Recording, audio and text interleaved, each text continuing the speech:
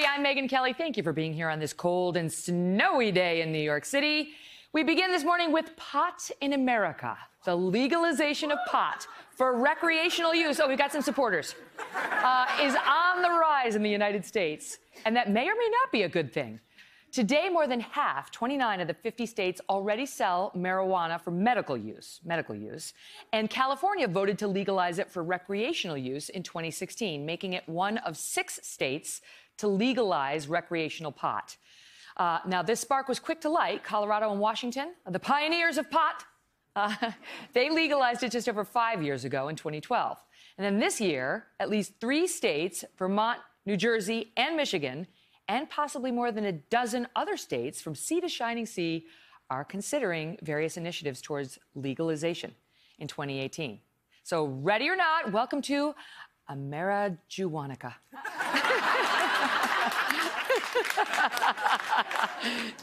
Soon those amber waves of grain might look a little green. Now, many folks worry about the health and the societal effects of this, but the pot biz has turned out to be a huge cash cow for many cash-strapped governments. Supporters say that legalized pot has created over 18,000 jobs and $2 billion to Colorado's economy just last year alone, thanks to legal weed. And here with a closer look at one town's race to the green rush and how it may be coming to a town near you is NBC's Jacob Soboroff. In 2001, the town of Desert Hot Springs went bankrupt. It's been struggling ever since and now hopes to revive its fortunes with cannabis. What you're seeing here is in Desert Hot Springs, they've zoned light industrial to be cannabis friendly. So all of these little parcels have cannabis opportunity for cultivation. Greta Carter has a growing cannabis consulting business in Desert Hot Springs, which she says will soon employ 100 people. Hey guys, what's up? You're all pretty young, all in your 20s. Not a lot of young people come down to Desert Hot Springs, California to begin their career. No, we get a lot of strange looks. People think it's weird? Yeah. Especially come from LA, yeah. As it expands with new employees seeking their fortune, Carter's firm helps companies open cannabis production facilities, like this new $7 million marijuana grow house. Let's do the math, ready? One room So one room, times 84 pounds. So 84 pounds times $2,000 a pound times $2,000 a pound times 12 is $2,016,000 times each room will turn 4 times. times 4 times. So that is $8,064,000 of cannabis every single year out of this one building.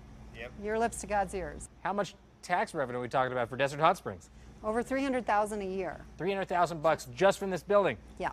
The cannabis industry's already had an impact on one aspect of life in Desert Hot Springs: real estate prices. A couple years ago, they were probably purchased for around $60,000 an acre. $60,000. Now, you'd be lucky if you could find one for $900,000 to $1 million. You're talking $1 million an acre Undeveloped. in the middle of the desert, and 3 years ago, this cost you $60,000 an acre. That's what I'm telling you. Pot has also been a boon for the construction business here. Has this been a busy time for you? Mm-hmm. Busier than normal? This year has been good, yeah. Since the recession, yeah, this has been the busiest year. Is he pretty emblematic of what you're seeing around here?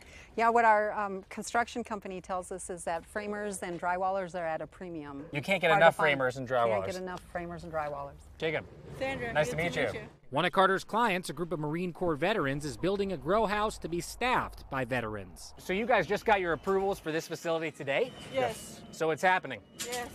We're moving in plants this weekend. And this is a veteran-owned cannabis business. Marine Corps veteran owned. Marine Corps veterans, both of you. Yes.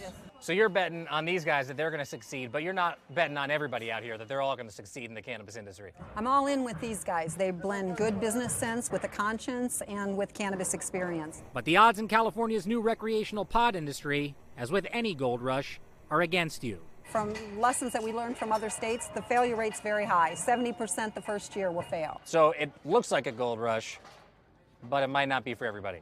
That's right. They just need to get more people smoking pot, and then things they'll take off for them.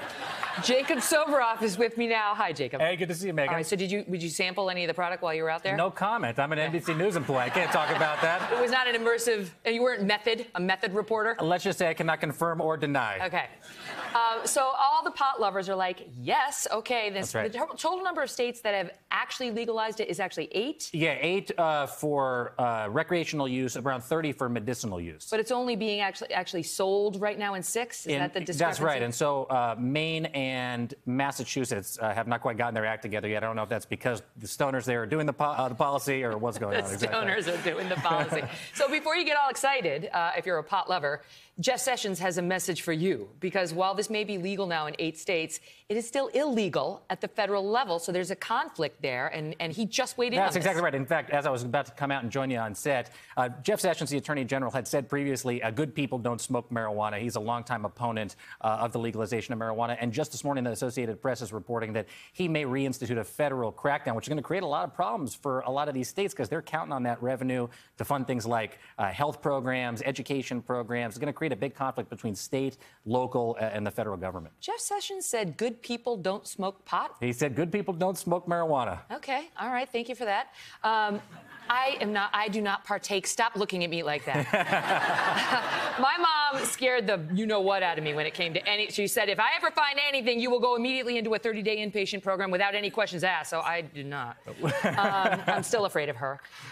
Now, the people who are against this, because I see what it's doing to the businesses out there. Yeah, and those guys are all happy with it, obviously. Well, and you got to see those Marines. It's like, okay, great. But the downsides, argue those who are opposed to this, are significant, in particular when it comes to heavy marijuana use by teens. That's right. When it comes to what it does to their brains, long-term, even after they stop smoking. Of course, and the industry will tell you, actually, that through increased regulation, it'll get people who shouldn't be using marijuana to not use marijuana. There are a lot of skeptics about that, but the industry is positioning this almost like a wellness tool. They're saying by putting it in places where you know what you're getting, where you've got seasoned veterans of the industry that can tell you how to use it, how not to use it, who should use it, who should not be using it. It's actually going to be a safer product, but that doesn't stop. Law enforcement is not happy about people being out driving while high on marijuana, just like they're not happy about people driving while drunk. And indeed, the numbers of people who are stopped driving while high has gone up in the states that have legalized it. Yes, they are going to go up. And again, the industry wants everybody to believe their messaging, that this is actually good for people because it brings it out from under the black market. The black market was enormous. It still exists. It's still far bigger than the legal market. California makes 8 times the amount of pot than is consumed there, and it goes across the country to states like New York that doesn't have legalized recreational marijuana. That's why people want the federal prohibition to end. I heard people hooting and hollering in here about legalized marijuana. It's not going to happen. Yeah, not if Jeff Sessions thinks you're a bad person if you smoke pot. They do not sound like they're on the fence. You know what, Megyn? It didn't even happen under President Obama's administration. So if it's not going to happen under a Democratic administration, it ain't happening under... What about Bill Clinton? That's right. He never inhaled. It was like, but he didn't do anything to change it. And President Obama wasn't shy about talking about, his marijuana use either. There's still a big stigma in Washington, D.C., despite the fact that the vast majority of Republicans and Democrats, and it sounds like the members of your audience, support the legalization of marijuana in some way. There's a bunch of college students out there like, I don't know, what have you heard?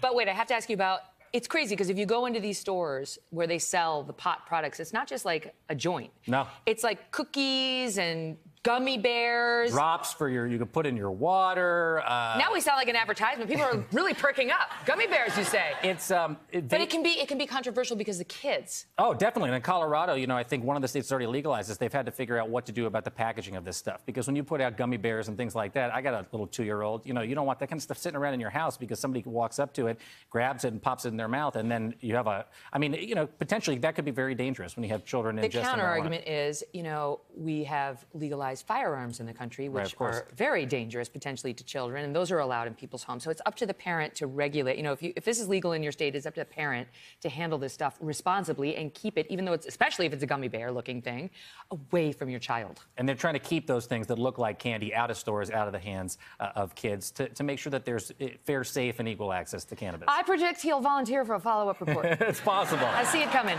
Great to see you. Good to see you, too. Thanks, Jacob. Thanks, Megyn. We'll be right back.